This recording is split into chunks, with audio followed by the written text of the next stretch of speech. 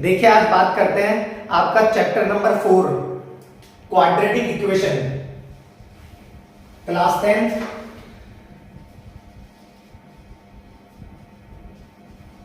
Equation देखिए, इस quadratic equation के क्वेश्चन करने से पहले कुछ चीजें हमें जानना जरूरी है, बहुत ज्यादा जरूरी है। देखिए क्या होता है इसके अंदर कि पहली बात तो क्वाड्रेटिक इक्वेशन होती क्या है। तो सबसे पहले उसके लिए हमें एक स्टैंडर्डाइज फॉर्म पता होना चाहिए क्वाड्रेटिक इक्वेशन की। तो वो स्टैंडर्ड फॉर्म क्या होती है?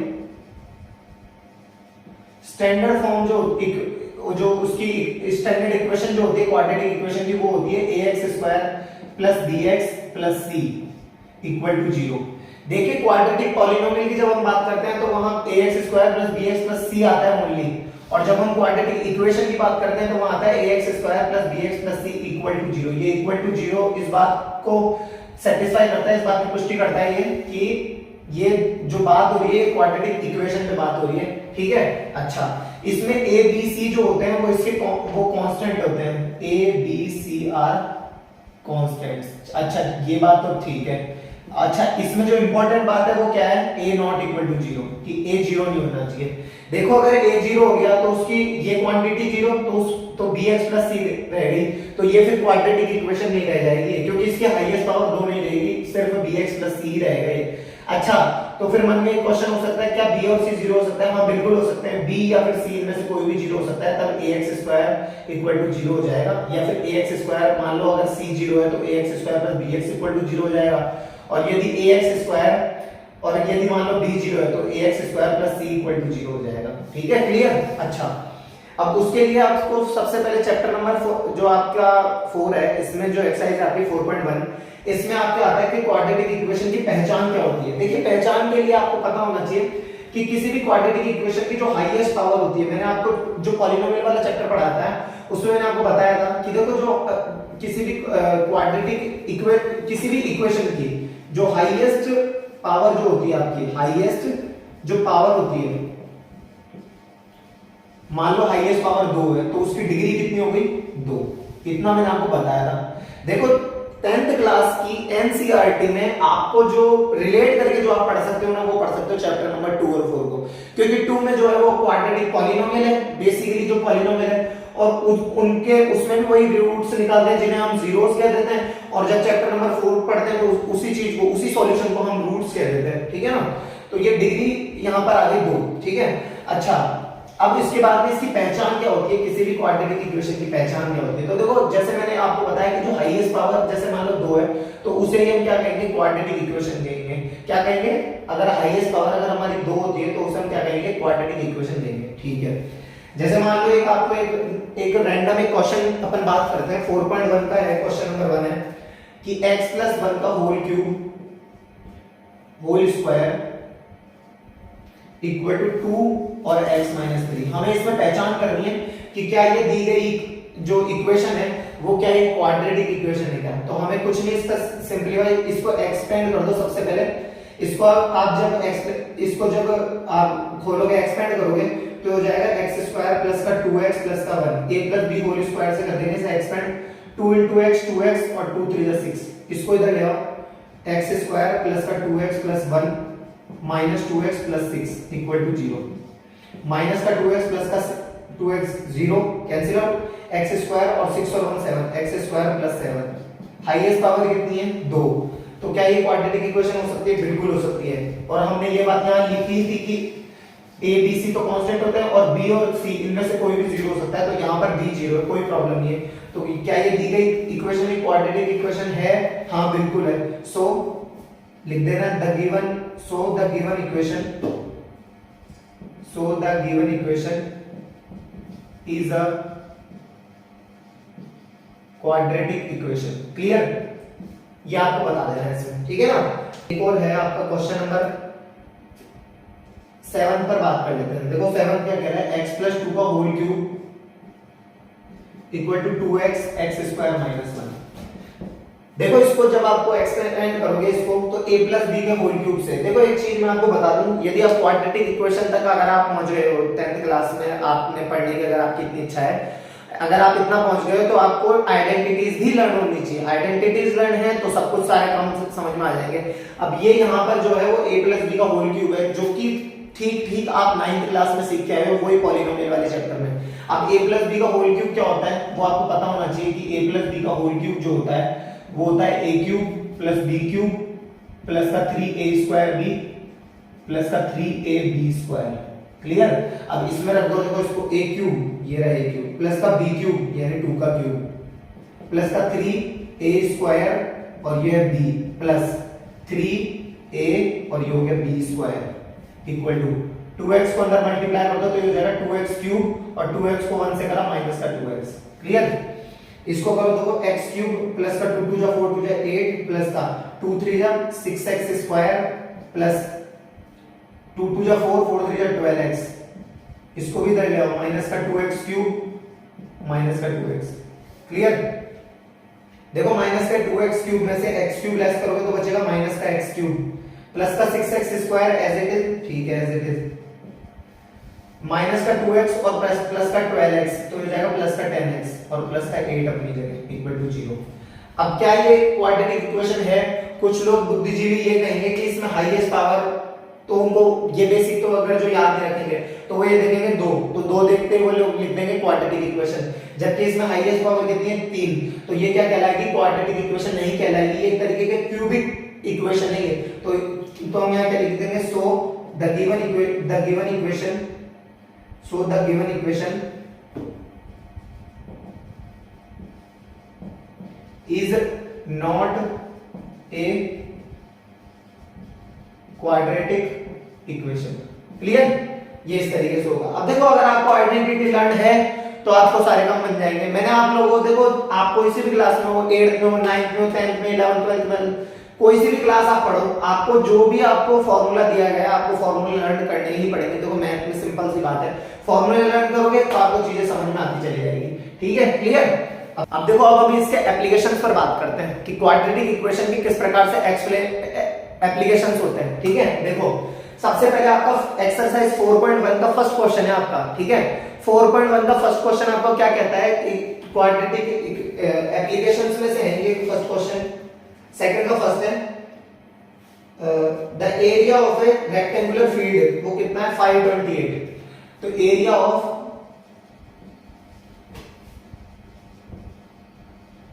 Rectangular field 528 metre square. ठीक है, अब ये कह रहा है कि उसकी जो लेंथ है वो उसकी ब्रेथ से एक ज्यादा है। ठीक है, length is 1 more than breadth, length is 1 more than breadth. तो सबसे पहले हमें क्या मानना पड़ेगा? लेट ब्रेथ इक्वल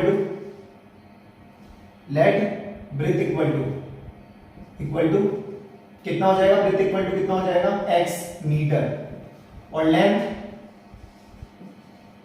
ठीक है, लेंथ क्या कह रहा है? लेंथ क्या होगी? उसके 2 टाइम्स से 1 ज्यादा है, ये हो गया। ठीक है, यहां लिखेंगे आप अकॉर्डिंग टू कंडीशन। अब देखो इसमें क्या करना है, तो सबसे पहले हम एक बात जानते हैं। क्या बात जानते हैं? कि we know that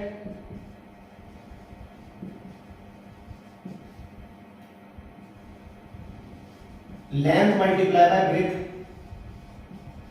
equal to area of rectangle, ठीक है, लेंथ मल्टीप्लाई बाय ब्रेथ कितना हो जाएगा? x multiply by 2x plus 1 equal to 528। Clear.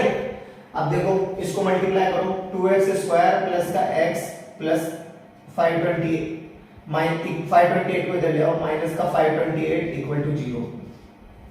अब एक चीज देखने वाली है यहाँ पर, देखो आप लोग 8th क्लास में हो तो आपको फैक्टराइजेशन के नाम से चैप्टर पढ़ाया जाता है, तो आपको फैक्टर आने चाहिए। आप 9th क्लास में हो तो आपको पॉलिनोमियल में भी यही फैक्टर करना सिखाया जाता है। अब आप 10th क्लास में आ गए हो तो यहाँ पर भी आपको फैक्टराइजेशन तो आने ही आने चाहिए। फैक्टराइजेशन के लिए वही क्या करना है, क्या काम करना है? देखो कांस्टेंट टर्म को आप सबसे पहले x स्क्वायर के कोएफिशिएंट से मल्टीप्लाई करोगे, 528 को 2 से मल्टीप्लाई करोगे तो आएगा आपका 1056। अब देखो 1056 के आपको किस तरीके से एलसीएम लेना है, तो देखो 1056 का लेना है आपको प्राइम फैक्टराइजेशन। 2 5 जा 10, 1 बचा 15 हो गया, 2 7 जा 14,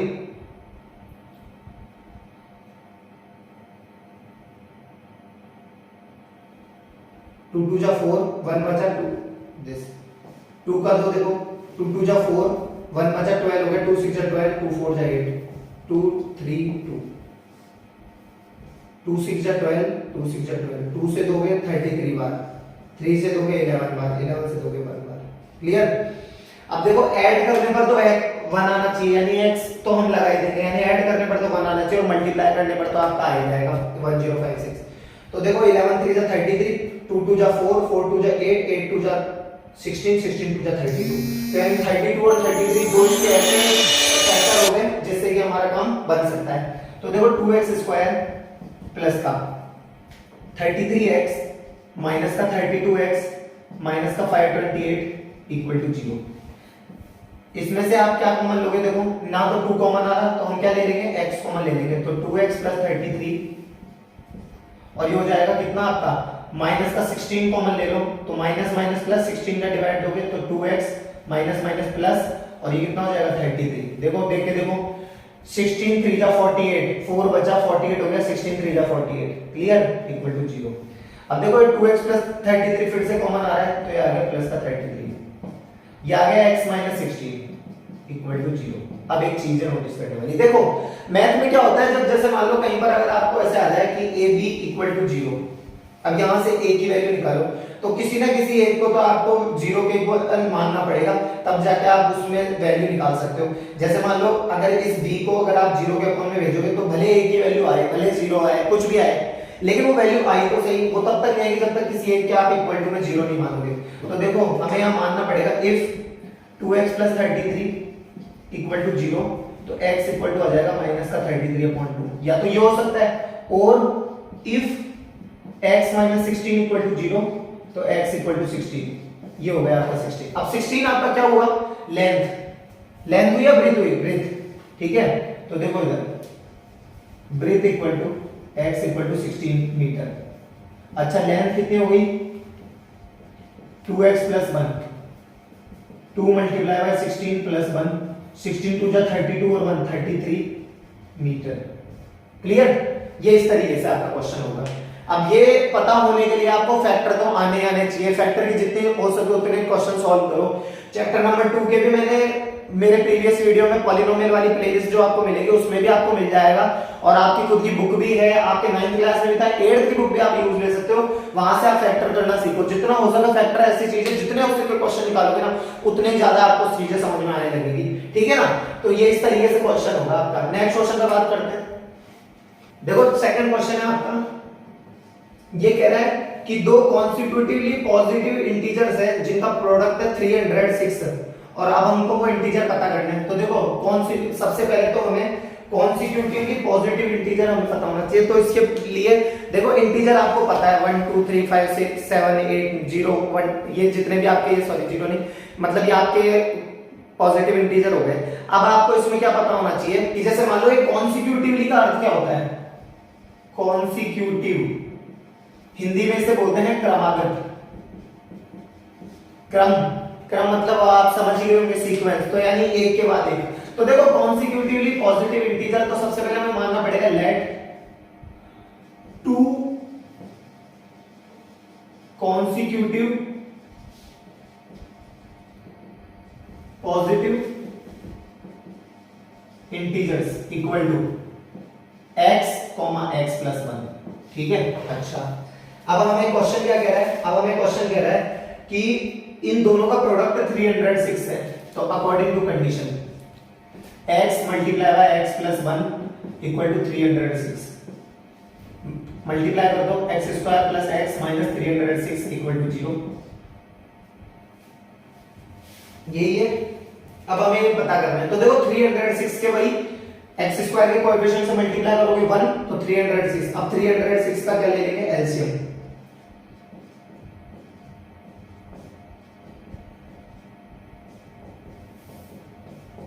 3 3 जा 9 9 2 जा 18 18 और 17 इसके फैक्टर हो गए।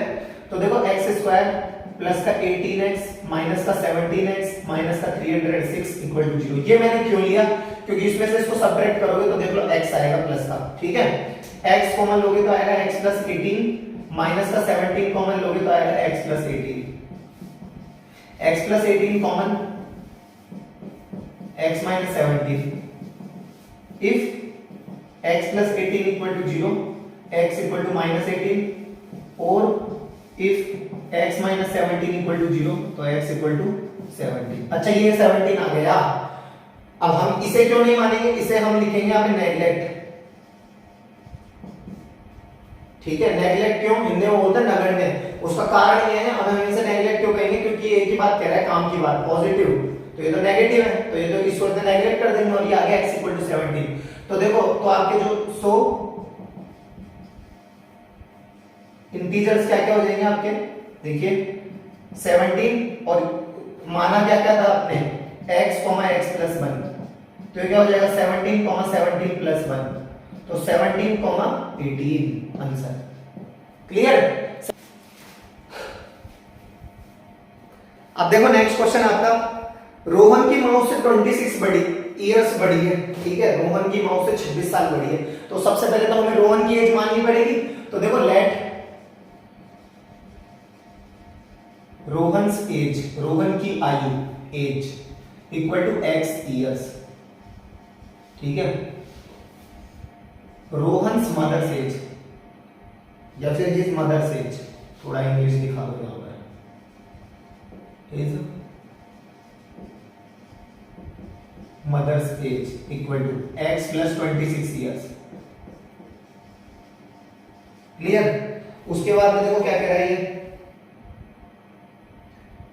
उनकी एज का प्रोडक्ट अब से 3 साल बाद 360 हो जाएगा। उनकी एज का प्रोडक्ट अब से 3 साल बाद, तो अब से 3 साल बाद, पहले अब से 3 साल बाद की एज, तो after 3 years, after 3 years Rohan age x plus 3 years, और उसकी मदर की एज कितनी हो जाएगी, मदर्स एज x प्लस 26 तो पहले ही थी, तो ये तो पहले ही थी और इसमें 3 और ऐड हो गई, x प्लस 29 इयर्स। क्लियर। अच्छा उसके बाद देखो, तो अब से 3 साल बाद 360 हो जाएगा इनकी एज का प्रोडक्ट, तो यहां लिख दो अकॉर्डिंग टू कंडीशन, और उनकी एज का प्रोडक्ट, उनकी एज रोहन की तो ये हो गई और उनकी माता श्री की ये हो गई x प्लस 29, और इनका प्रोडक्ट ये है ही, कितना हो जाएगा 360, तो इसके बराबर में रखते हैं, इसको इक्वल में रखते हैं। ठीक है, और हमें पता क्या करना है, हमें रोहन की प्रेजेंट एज पता करनी है, तो यहां पर एक चीज आप एक चीज यहां जोड़ सकते हो, और वो यहां आप क्या जोड़ सकते हो, प्रेजेंट, रोहन से प्रेजेंट एज, और ये मदर से प्रेजेंट एज, है ना, प्रेजेंट एज मान लेना, ताकि उससे ये रहे कि 26 साल बड़ी है तो जुड़ गया, और प्रेजेंट एज में ही आज से 3 साल बाद तो ये प्रेजेंट में जुड़ गए। ठीक है ना। अब इसको करो, देखो मल्टीप्लाई x स्क्वायर प्लस का 29x प्लस का 3x प्लस का 3 9 जा 27 का 7 कैरी में 2 3 2 जा 6 और 2 8 minus 360 equal to 0, x square plus का ये कितने हो गए, देखो 32x, और ये कितने हो गए, माइनस का आएगा, 10 में से 7 गए तो 3, यहां बचा 5, 15 में से 8 गए तो 7, और यहां बचा कितना 2। क्लियर। Equal to 0। अब 273, देखो 273 का, अब आपको इसका क्या लेना है, इसका इसको वही कांस्टेंट कांस्टेंट को x स्क्वायर के कोएफिशिएंट से मल्टीप्लाई करेंगे, वो क्या है 1, 273 into 1 तो 273 आएगा। अब 273 के लेने हैं आपको एलसीएम, 3 9 जा 27 और 3 1 जा 3, यही है। क्लियर। अब 32 में लेके आना है, तो 7 देखो 13 3 जा 39, 39 और 7, 39 और 7 कितने हो जाएंगे 32, तो देखो x स्क्वायर प्लस का 39x माइनस का 7x माइनस का 273 बराबर 0, x common x plus 39 minus का 7 common x plus 39 equal to 0 करके देखो, देखो 7 3 जा 21, 6 बचा 63, 7 9 जा 63। हमेशा और हमेशा एक बात याद रखना, क्वाड्रेटिक इक्वेशन अगर आप पढ़ रहे हो तो आपके ये दोनों ब्रैकेट यहाँ इस स्टेप तक आते हैं, हमेशा सेम आने चाहिए, अगर नहीं आ रहे तो समझ जाओ यहीं कहीं आपने गलती कर दी है इसमें, है ना। तो ये हो गया आपका x प्लस 39 और ये हो गया आपका x माइनस 7 इक्वल टू 0। फिर वही बात देखो, एक चीज कि यहां भी हमें मानना पड़ेगा, तो इफ, यहां लिख दो, देखो if x plus 39 equal to 0, x equal to minus के 39, तो ये तो क्या होगा आपका नेगलेक्ट, और यही या तो ऐसा होगा, यहां लगाना है और if x minus 7 equal to 0, तो x इक्वल टू कितना आ गया 7, और 7 हमने क्या माना था, रोहन्स प्रेजेंट एज, तो यहां लिख देना है so Rohan's present age equal to 7 years. और अगर माताश्री जी की भी पूछे तो 26 में 7 ऐड कर सकते हो, आप लिख सकते हो, कोई ये बात भी यहां लिख सकते हो, हिज मदर्स एज, और 26 में 7 ऐड कर दोगे तो आ जाएगा 33 ईयर। क्लियर? नेक्स्ट देखो, अब देखो नेक्स्ट क्वेश्चन क्या है आपका, बोल रहा है एक रेलगाड़ी ट्रेन जो है वो 480 किलोमीटर की दूरी तय करती है। तो देखो, तो डिस्टेंस कवर्ड बाय ट्रेन, देखो क्या बहुत ही अच्छा क्वेश्चन है, बहुत अच्छा है। एक बात मैं आपको क्लियर बता दूं, देखो ध्यान से सुनो, इस चैप्टर की ये जो ऐसी चीज है, ये आपके यही नहीं, आगे एसएससी, सीजीएल, एसएससी के कोई भी एग्जाम हो या और भी कई कॉम्पिटिटिव एग्जाम होते हैं जहां पे जो 10th क्लास की जो क्वाड्रेटिक इक्वेशन वाला जो टॉपिक आता है उसमें से इस टाइप के क्वेश्चन कई बार पूछते हैं। तो ये आपको ढंग से आने चाहिए, यदि आप इन फ्यूचर कभी गवर्नमेंट जॉब की अप्लाई करना चाहते हो तो आप इस चीज को ट्राई कर सकते हो, मतलब इस चीज को सीखना है आपको। देखो ध्यान से, कंसेप्ट देखो इसका क्या है। तो total distance covered by train लिखो, देखो total distance covered by train equal to 480 kilometre. ठीक है, अच्छा, यदि इसकी जो स्पीड है वो अगर 8 किलोमीटर पर आवर कम कर दें, अब कम कर दें तो पहले स्पीड पता होनी चाहिए, इसकी स्पीड पता होनी चाहिए। तो देखो, उसके लिए भी बात करते हैं, तो उसी डिस्टेंस को तय करने में 3 घंटे ज्यादा लेगी, 3 घंटे ज्यादा लेगी। तो पहले तो हम क्या मानेंगे इसकी स्पीड, तो let speed of train equal to x kilometre per hour. अच्छा, अब ये अगर ये बात है तो जो टाइम जो होता है, देखो स्पीड इक्वल टू होता है आपका डिस्टेंस अपॉन टाइम, तो टाइम निकालना है क्योंकि 3 घंटे ज्यादा लेती है, तो ये इसका मतलब टाइम के रेस्पेक्ट में हमें एक फंक्शन दिया हुआ है। तो देखो टाइम इक्वल टू क्या हो जाएगा, distance upon speed. Clear? Distance upon speed. तो एक चीज आप नोटिस करो कि अगर पहले तो मान लो ये x किलोमीटर पर आवर की स्पीड से ये इस डिस्टेंस को तय करती थी, तो हमें क्या करना पड़ेगा, तो time taken by train when speed is x kilometre per hour, देखो time taken by train if speed is x kilometre per hour. तो देखो ये टाइम क्या होता है, डिस्टेंस अपॉन स्पीड, ये रहा। अच्छा, तो ये तो क्या है टाइम, तो टाइम तो किसमें आता है, आवर में, एक बार। ठीक है, अब ये बात कह रहा है कि यदि इसको ये 8 किलोमीटर पर आवर कम कर देता है, तो कम कर देता है तो तब कुछ अलग समय लगेगा। अरे एक सिंपल सी बात बताओ, आपकी एक्सप्रेस जो आपकी ट्रेन होती है वो एक फिक्स समय से आपके चल रही है, एक फिक्स स्पीड से आपकी चल रही है, ठीक है। अगर मैं मान लो उसकी जो स्पीड है उसको किसी तरीके से मैं कम कर दूं, मान लो वो किसी भी स्पीड से चल रही थी, उसकी कुछ स्पीड मान लो 5 किलोमीटर पर आवर, मैंने जो भी स्पीड थी उससे कम कर दिया, तो जाहिर सी बात है, एक बात तो तय है कि वो थोड़ा कम समय लेगी इसकी तुलना में, या जो भी एक्सप्रेस गाड़ी थी उसकी तुलना में एक कम समय लेगी। तो देखो time taken by train if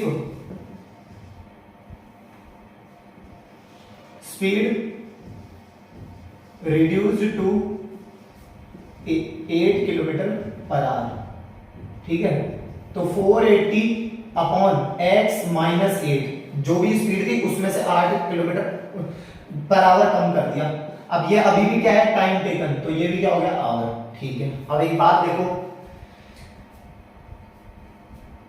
इसमें 480 अपॉन अकॉर्डिंग टू कैलकुलेशन देख दो। अब ये क्या कह रहा है, ये कह रहा है कि यदि 8 किलोमीटर पर आवर स्पीड अगर इस ट्रेन की कम कर दी जाती है तो यह उसी डिस्टेंस को तय करने में 3 घंटे ज्यादा समय लेगा, तो 3 घंटे ज्यादा समय लेगा, तो ये हो गया। अब ये तो धीरे धीरे चल रही थी, ये तो धीरे धीरे चल रही थी, इसमें से मैं लेस कर दूंगा फास्ट चलने वाली को, ये भी फास्ट चलने वाली, इक्वल टू जो इनके बीच का अंतर है आवर का, वो ये आ गया। देखो इतनी बात अगर आपको समझ में आ गई तो विश्वास मानो आपको इसमें बहुत कुछ समझ में आ गया। देखो ये इसमें किस किस टाइप के क्वेश्चन आते हैं। देखो इसमें ये जो धीरे जो ट्रेन थी, ये जो नॉर्मल ट्रेन थी, अगर उसको कम कर दिया तब भी इक्वेशन इसी टाइप की बनी है। अगर ये इसके लिए ऐसे कहता, मान लो कि ये तो जो है वो एक्सप्रेस ट्रेन है और ये जो है वो पैसेंजर ट्रेन है, तब भी उसमें करना यही होता, क्योंकि एक बात तय है कि जो पैसेंजर ट्रेन होती है उसकी स्पीड जो होती है वो एक्सप्रेस ट्रेन से थोड़ी कम होती है। अरे उसी बात की तो पैसे लगते हैं ना अपने, ये बात तो है ना, इसी बात की तो पैसे हैं, बस सिंपल सी बात है। तो देखो टोटल जो भी क्वांटिटी थी, ये तो जो है वो धीरे पहुंचती है, बिल्कुल धीरे धीरे पहुंचती है, क्योंकि कुछ स्पीड थी उससे कम कर दी, और ये तेज पहुंचती है। धीरे पहुंचने वाला मान लो 5 घंटे लेता है और तेज पहुंचने वाला 2 घंटे लेता है, तो 3 घंटे बचे ना हमारे पास, वो ही तो बचेंगे, यही तो मैं बता रहा हूं आपको, है ना। तो अब देखो इसका एलसीएम ले लो। अब एलसीएम हमें तो नंबर सिस्टम का एलसीएम लेने आता था गुरुजी, अब हम क्या करें, कोई दिक्कत नहीं है, आप तो इसका मल्टीप्लाई की फॉर्म में ले लो। इस क्वांटिटी का इस पूरी क्वांटिटी में डिवाइड दिया, ये कैंसिल आउट, बचा x into 480x माइनस इस क्वांटिटी का पूरी क्वांटिटी में डिवाइड दिया, बचा x - 8 को इससे मल्टीप्लाई कर दो। नहीं आता मैं तो मल्टीप्लाई करना गुरुजी, कोई बात नहीं, ऐसे लिख दो बेटा, ये लो। अब इसको करो, देखो 480x माइनस का 480x माइनस प्लस 8 को 0 से 0, 8 8 जा 64 की 4 कैरी में 6, 8 4 जा 32 और 6 38 अपॉन इसको करो, देखो x स्क्वायर माइनस का 8x, ये कैंसिल आउट इक्वल टू 3। इसको और क्रॉस मल्टीप्लाई करो, देखो 3 into x square minus 8x equal to 3, ये हो गया। इसको जब आप नीचे जो है भेजोगे तो देखो x स्क्वायर माइनस का this equal to 3840 divided by 3, x square minus का 8x, तो देखो 3 बन जा 3, 3 2 जा 6, 2 बचा 24, 3 8 जा 24, 0 का 0। इसको इधर ले आओ तो देखो ये हो जाएगा आपका x स्क्वायर माइनस का 8x माइनस का 1280 इक्वल टू 0। अब देखो 1280 का किस तरीके से आपको इसके फैक्टर लेने हैं, तो देखो 1280 के जब आप इसके फैक्टर लोगे तो ये हो जाएगा आपका 2 6 जा 12, 2 4 जा 8 0, 2 3 जा 6, 2 2 जा 4 0, 2 से दोगे 160, 2 से दोगे 80 और 2 से दोगे तो 40, ये 2 से 20, ये 2 से 10 बार, 2 से 5 बार और 5 से 1 बार। क्लियर। अब देखो 8 लेके आना आपको, 8 5 2 जा 10, 10 2 जा 20, 20 2 जा 40, ठीक है। 2 2 जा 4, 4 2 जा 8, 8 2 जा 16, 16 2 जा 32। 32 और 40 के बीच का जो डिफरेंस होता है वो होता है अपना कितना, 8 है। लेकिन अब हमें एक बात याद रखना है कि हमें माइनस का 8 लेके आना है, तो इसको क्या कर देंगे, x स्क्वायर माइनस का 48x प्लस का 32x माइनस का 1280 इक्वल टू 0। क्लियर। ये एलसीएम आप लेते रहे ना, मैं यहां से इसको इरेज कर रहा हूं। अब देखो x कॉमन लिया तो बचेगा x माइनस 40 प्लस का 32 कॉमन लिया तो बचेगा x minus 40 equal to 0। x minus 40 को बाहर रखो, ये हो जाएगा x प्लस 32 और ये आपका if x minus 40 equal to 0 तो x इक्वल टू कितना हो जाएगा 40, और या तो ऐसा होगा या फिर कैसा होगा x प्लस 32 इक्वल टू 0, तो x इक्वल टू क्या हो जाएगा माइनस के 32। अब एक बात है, स्पीड जो होती है, स्पीड हमने x किसको माना था, स्पीड को, स्पीड तो जो होती है आपकी वो क्या होती है, नेगलेक्ट, तो यहां लिख देना आपको नेगलेक्ट। और ये क्या हो गई आपकी हमारा answer. So speed of train equal to 40 kilometre per hour, 40 kilometre per hour. ये इस तरीके से आपका क्वेश्चन होगा। अगर इस तरीके से अगर आपको और भी जो आपके एक्सरसाइज है उनके आपको सॉल्यूशन चाहिए, यदि आपको, और अगर आपको और भी कोई क्वेश्चन इसमें अगर डाउट होता है तो आप मुझसे कांटेक्ट कर सकते हैं। जब तक के लिए आपको यदि वीडियो पसंद आया हो तो अपने दोस्तों से, यार दोस्तों से, अपने रिश्तेदारों में बांट दो इसको शादी के कार्ड की तरह। तब तक के लिए धन्यवाद।